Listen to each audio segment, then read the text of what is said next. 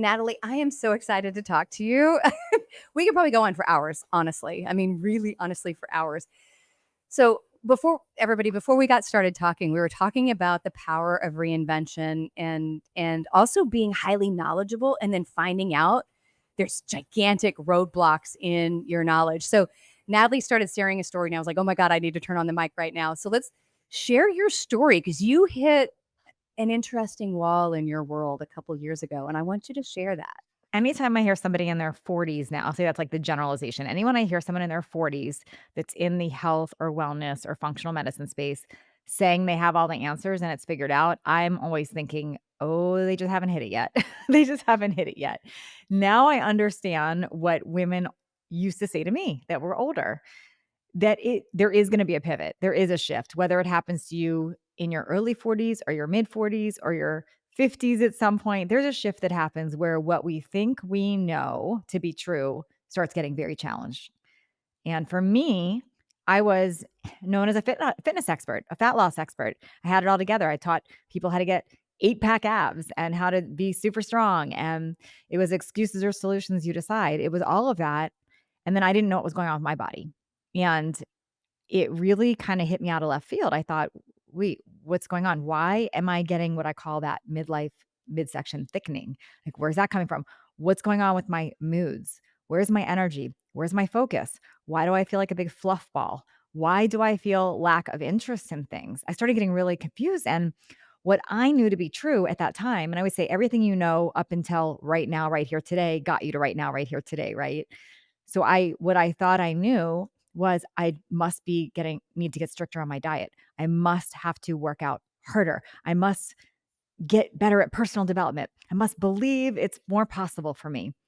And it wasn't until I ended up in the hospital with a massive blood sugar dysregulation, and I can get into that, that was my wake up call to go, wait a minute, what's actually going on? And having to go back to the drawing board and refix myself from the inside out to now be on the other side of it and healthier and stronger than I've been in a long, long time. Oh my gosh, and you actually shared a little bit that you'd been known for so long as the fitness and fat loss expert, and it's like, at that point, you're like, "Oh my gosh, I don't even wanna do that anymore." Yeah. Yeah. No, I didn't. In fact, I have my all my programs, I paused them. In fact, I emailed my entire email list, told my social media, "Hey, I'm taking some time off. I'm gonna recommend you to somebody else's program right now." And I sent them to somebody else, that I liked and trusted, and I thought, "Let's move my audience there," because I didn't wanna not serve people, but I didn't feel true to myself leading that anymore at the time.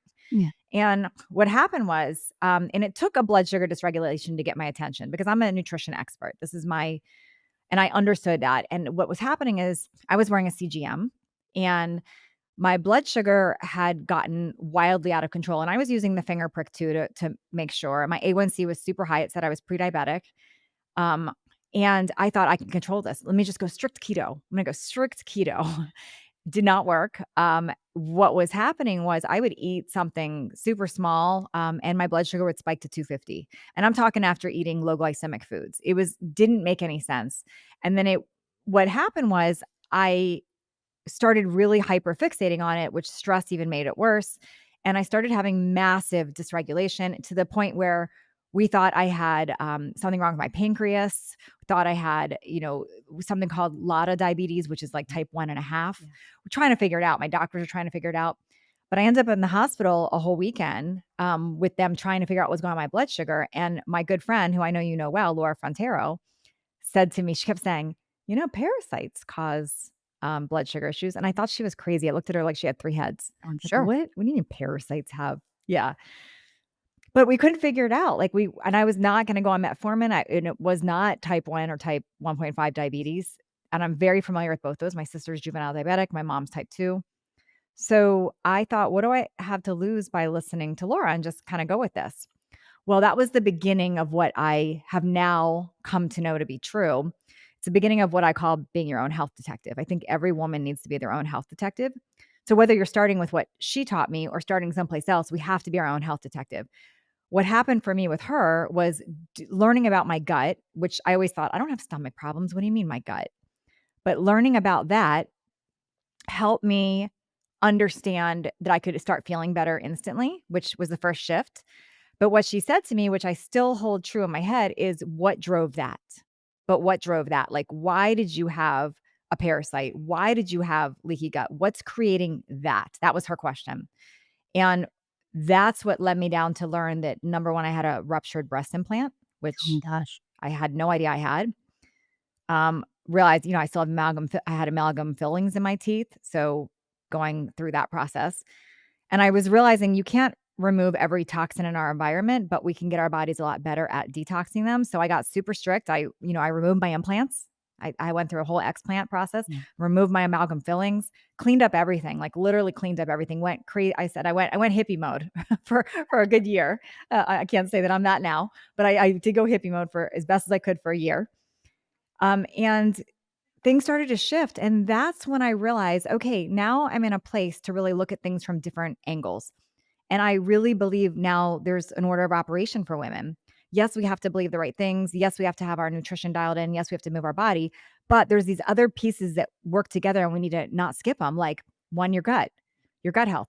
Two, your thyroid. Is your thyroid optimal? And if not, why? And what do we do about it? Then it's your hormones. And hormones aren't first. It's not like, let's just go add hormones. We got to do these other things too. Let's look at and then what are the right hormone levels for you, not just cookie cutter. We're also unique, right? Yeah. And then there's all these other components that I encourage women to dive in and learn more about, like even like your DNA. So there's just a whole bunch. We have to be our own scientists and our own health detective in midlife.